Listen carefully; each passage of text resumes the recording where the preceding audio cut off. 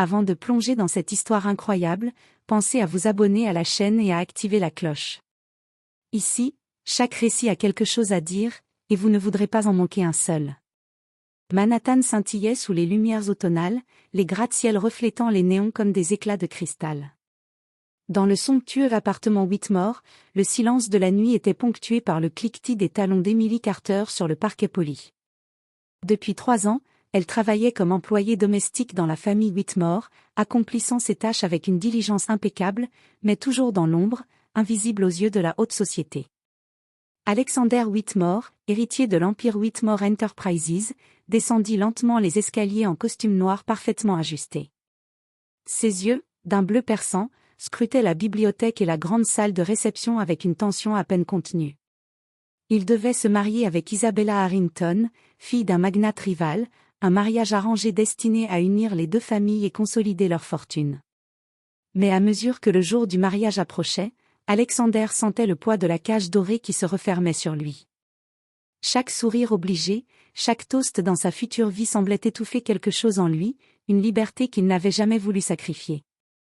Emily, quant à elle, ignorait presque tout de la haute sphère dans laquelle elle servait. Pour elle, la maison Whitmore était un monde fascinant, mais intimidant. Elle avait grandi dans une petite ville du New Jersey, rêvant de voyages et de grandes aventures, mais la vie l'avait conduite ici, entre les nappes blanches impeccables et le parfum subtil des roses dans le salon. Malgré sa position modeste, elle possédait une grâce naturelle et un esprit vif qui ne passaient pas inaperçus aux yeux attentifs d'Alexander. Ce soir-là, alors qu'elle dépoussiérait les étagères de la bibliothèque, Alexander s'approcha silencieusement. Ses pensées étaient confuses, désir, peur, et un besoin intense de se libérer du mariage qui l'attendait. Lorsqu'il s'arrêta derrière elle, Emily sentit un frisson parcourir son dos. « Emily, j'ai besoin de ton aide », murmura-t-il, sa voix basse mais vibrante d'une urgence palpable. Elle se retourna, surprise, le regardant avec des yeux grands et interrogateurs. « Pourquoi faire, monsieur Whitmore ?» demanda-t-elle, son ton oscillant entre curiosité et prudence. Il la prit doucement par la main, son geste mêlant autorité et vulnérabilité. « Pour m'aider à échapper à quelque chose que je ne veux pas. Pour m'aider à choisir la liberté plutôt que l'obligation », avoua-t-il, ses yeux cherchant une réponse dans les siens. Emily sentit son cœur battre plus fort. Jamais elle n'avait imaginé être au centre d'une décision aussi importante. Mais une force irrésistible la poussait à répondre à son courage et à sa vulnérabilité. Sans réfléchir, Alexander l'attira doucement vers lui et, dans un moment suspendu entre désir et défi, l'embrassa. Ce baiser n'était pas un simple geste de passion, il était une promesse silencieuse, un acte de rébellion contre les chaînes invisibles de la haute société.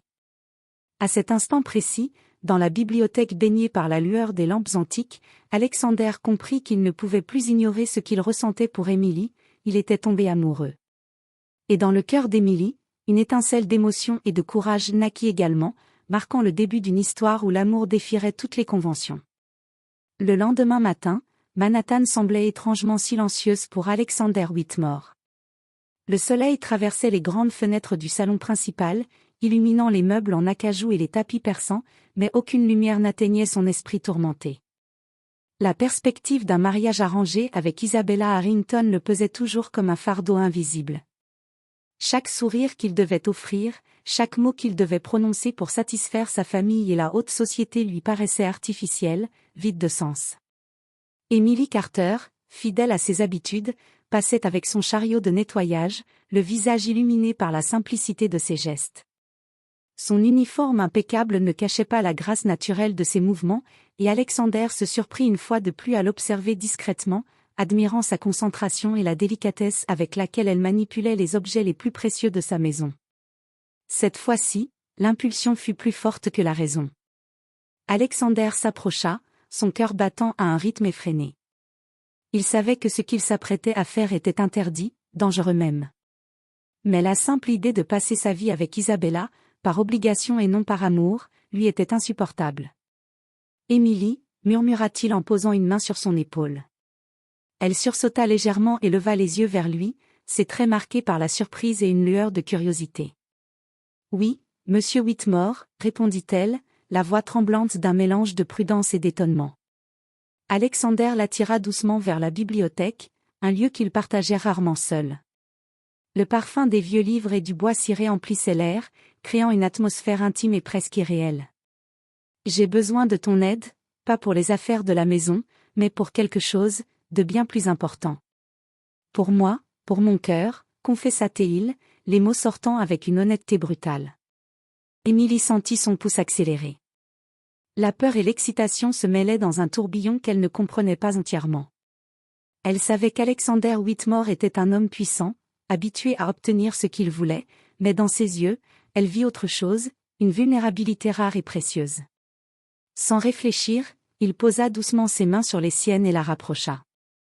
Leurs regards se croisèrent et un silence chargé de tension s'installa. Puis, dans un geste impulsif et irrésistible, il l'embrassa. Émilie, d'abord choquée, sentit la chaleur de ses émotions s'emparer d'elle. Ce baiser n'était pas seulement un acte de désir, c'était une déclaration silencieuse de rébellion contre un destin imposé. À cet instant, Alexander comprit qu'il ne pouvait plus ignorer la force de ses sentiments, il était tombé amoureux de sa domestique, et ce sentiment surpassait tout ce que la richesse ou la réputation pouvaient offrir. Quand ils se séparèrent, leur respiration était rapide, leur cœur battant à l'unisson.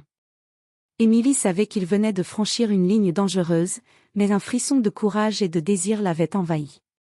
Alexander, lui, sentit pour la première fois depuis des années qu'il détenait entre ses mains la possibilité de choisir son propre destin. Ce chapitre de leur vie venait tout juste de commencer.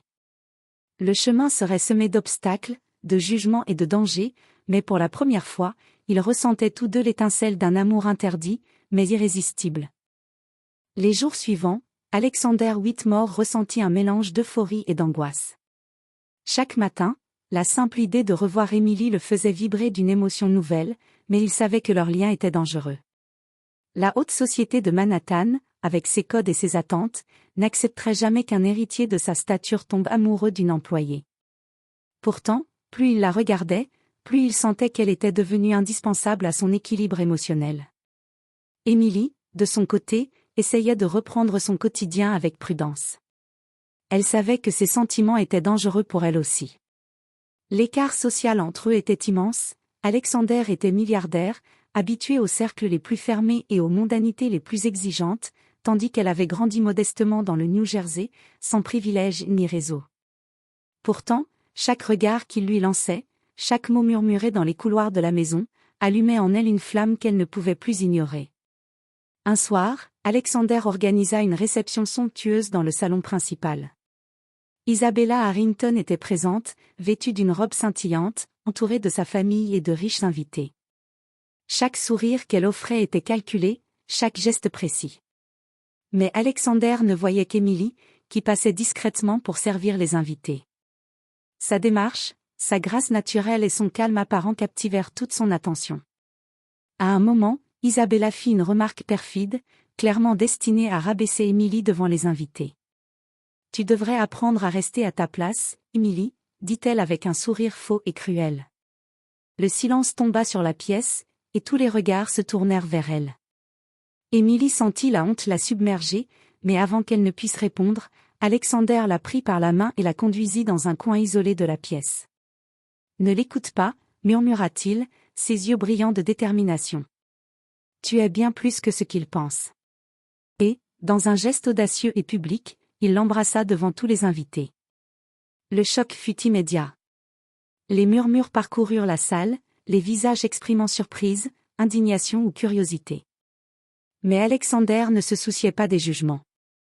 Dans ses bras, Émilie n'était plus simplement une domestique, elle était la femme qu'il aimait, celle avec qui il voulait partager sa vie. Ce baiser public marqua un tournant. Il ne s'agissait plus d'un simple désir clandestin, c'était une déclaration, une rébellion contre un monde de conventions et de préjugés. Pour Émilie, la peur fut rapidement remplacée par un courage naissant. Elle comprit que, malgré leurs différences de statut, leur amour pouvait exister. Cependant, le chemin devant eux restait semé d'obstacles. Isabella n'était pas du genre à accepter facilement la défaite, et la famille Whitmore voyait d'un très mauvais œil cette audace. Les rumeurs commencèrent à circuler, et les invités quittèrent la réception avec des murmures indignés. Mais Alexander et Émilie savaient une chose, ce qu'ils ressentaient était réel, profond, et plus fort que tous les jugements extérieurs.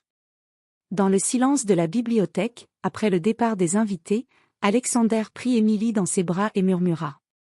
Peu importe ce que le monde dira, Émilie, je ne te laisserai jamais. Et pour la première fois, Émilie sentit que leur amour pourrait vraiment défier le monde entier. Les semaines suivantes furent intenses. Alexander Whitmore sentait chaque jour la pression de sa famille et de la haute société. Les Whitmore et les Harrington s'attendaient à ce qu'il épouse Isabella Harrington, consolidant les empires financiers des deux familles. Mais Alexander savait qu'il ne pourrait jamais offrir son cœur à un mariage imposé. Il avait goûté à la liberté, même fugace, dans les yeux d'Émilie, et rien ne pouvait remplacer cela. Chaque moment passé avec elle devenait pour lui un rappel constant de ce qu'il désirait vraiment. Émilie, prudente mais courageuse, commençait à croire à leur amour malgré la différence sociale et les regards des approbateurs. Elle voyait Alexander comme un homme sincère, capable de briser toutes les chaînes pour être avec elle, et ce sentiment lui donnait une force qu'elle ne soupçonnait pas. Un soir, lors d'un dîner organisé par la famille Whitmore, Alexander prit une décision audacieuse. Isabella, dans sa robe éclatante, souriait avec condescendance, certaine de son rôle de future épouse. Mais Alexander, les yeux brillants de détermination, se leva brusquement et interrompit la conversation. « Assez », dit-il d'une voix ferme qui fit taire la salle. Tous les regards se tournèrent vers lui, incrédules. Même son père, Richard Whitmore, fronça les sourcils, surpris par la défiance soudaine de son fils. « Je refuse ce mariage », annonça Alexander, le regard brûlant de conviction. « Isabella Harrington n'est pas la femme que je veux épouser. Je choisis l'amour, et je choisis Emily Carter. » Un silence choqué emplit la pièce. Isabella pâlit, ses lèvres tremblantes tandis que sa famille murmurait entre eux.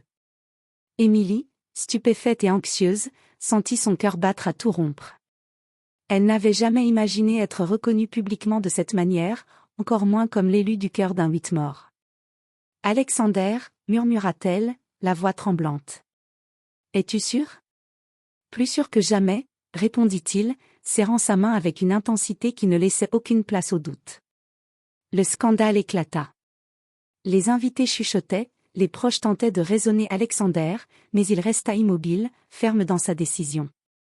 Émilie sentit une vague de courage la traverser. Ce n'était plus un simple rêve, ils défiaient le monde ensemble. Dans les jours qui suivirent, Alexander fit face aux pressions et aux critiques. Mais chaque moment passé avec Émilie confirmait sa décision. Ils parcoururent ensemble les salons, les couloirs et les jardins, riant et partageant des instants d'une intimité qui n'appartenait qu'à eux. Leur amour devint une force, un bouclier contre le jugement extérieur. Ce chapitre de leur vie symbolisait leur rébellion des cœurs, ils choisissaient la vérité de leurs émotions plutôt que la sécurité des conventions. Émilie, autrefois silencieuse et prudente, se transforma en partenaire confiante, capable de soutenir Alexander face aux défis. Ensemble, ils comprirent que l'amour véritable exigeait parfois du courage, de l'audace et la capacité de défier toutes les attentes.